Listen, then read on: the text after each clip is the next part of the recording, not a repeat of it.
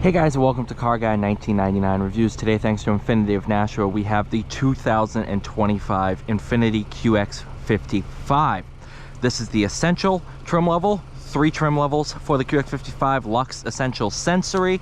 Essential is your middle of the road, obviously, I just explained that, but it adds a lot of nice features to have.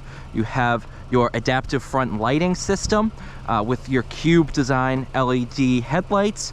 That's the main giveaway. If you look at a 55, you know it's either an Essential or a Sensory just by looking at the headlights. In 2024, you had the addition of the new shifter out of the new QX60 and a wireless charger that is across the trim levels. This example, graphite shadow over stone interior. Sensory, you can get graphite, stone, or Monaco red. But they're all going to be this design where it's really just kind of the inserts of the seats that change color. $57,180 sticker price on this example, powered by the variable compression ratio 2-liter turbo 4, 268 horsepower, 280 pound-feet of torque. That's all routed through a CVT transmission. You do have 8 predetermined ratios for your manual mode. To get into the rear hatch, there's that button right there. Good amount of room with storage here. Lift that up and you have your Bose Performance Series audio equipment back here, and you know, a little tiny storage area if you so desire, but that is typically just velcroed down like so.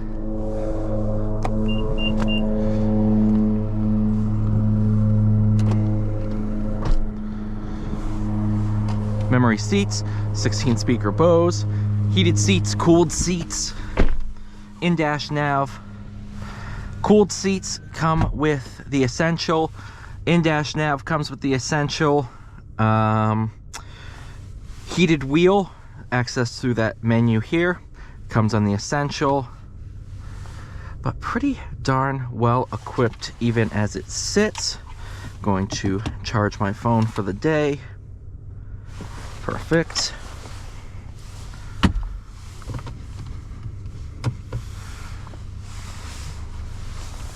Overall, pretty nicely equipped car. And actually, it's pretty cool to think about for 2025, and I think this was the case for 24 as well.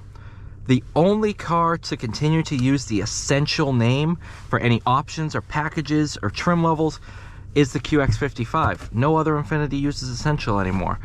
I think that actually was the case in 23 as well, but I might be mistaken on that. So, because in the QX50, that was the second to last one to carry Essential, but that changed to the Sport. The Essential is now the Sport. Yeah. Let's go for a drive. QX55 is also the only Infiniti from the base model, because now the new QX80 Sensory and Autograph are standard all-wheel drive. This is the only QX55, or the QX55 is the only one to come standard all-wheel drive no matter what. Because you'll see a lot of QX60 autographs in Florida, you can get front-wheel drive. We don't order any of them up here.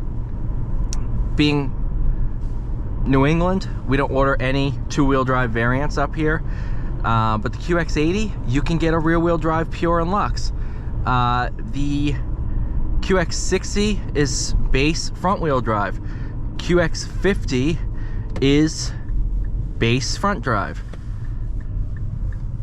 QX55 all throughout is all-wheel drive. Obviously, platform is going to be shared with the QX50. Powertrain and everything is relatively unchanged, with slight tweaks to make it a little bit sportier. Main competitors to this is kind of your BMW X4, your Audi Q5 Sportback, cars of that class.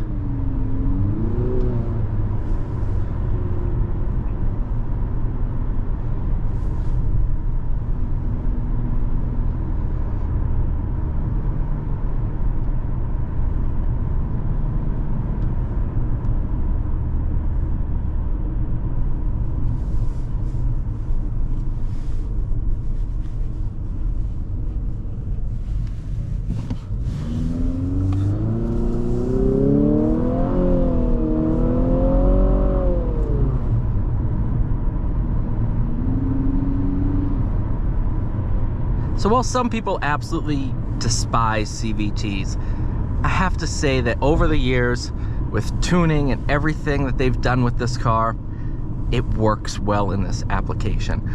When you're in manual mode, it actually is somewhat enjoyable, especially with paddle shifters behind the wheel. And some people are sitting there, oh, CVT shouldn't have paddle shifter stuff. I don't really care. You know what? The people buying this aren't driving gods that are race car drivers and stuff like that. They're people that, hey, you know, a car should feel a little sporty, but they're not buying, this doesn't go up against the X4M, so we shouldn't go into it expecting that. But I'm actually pretty impressed at the responsiveness of the paddles.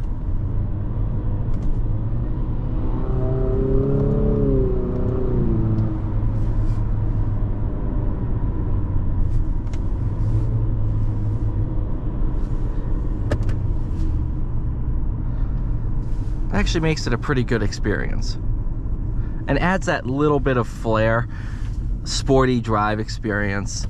And once you really start to play around with the platform, it's really, really good.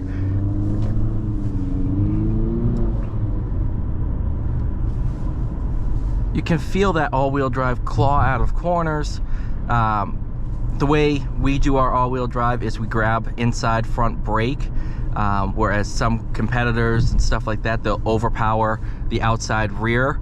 That actually makes it a little bit more unsafe in a way, because if you are on gravel or anything like that, it will prompt the car to oversteer. This is going to shift it more towards a safer understeer. Yes, the oversteer route is going to be a little bit more fun, but again, we look at who's buying these cars and what is the safest alternative for them, and understeer is going to be your best bet. More people are less afraid of understeer than oversteer.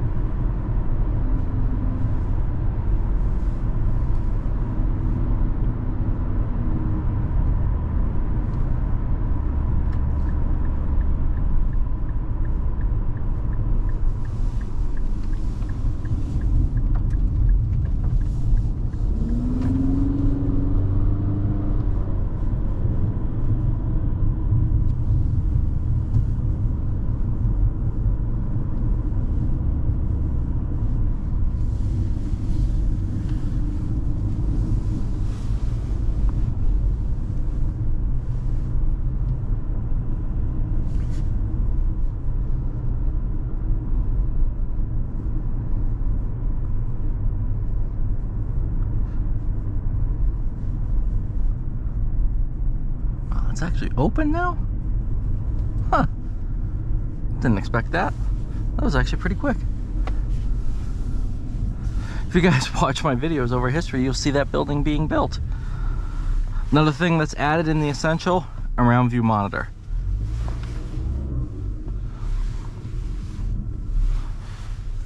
Thank you guys so much for watching. Please like, share, subscribe. I'll see you all in the next one.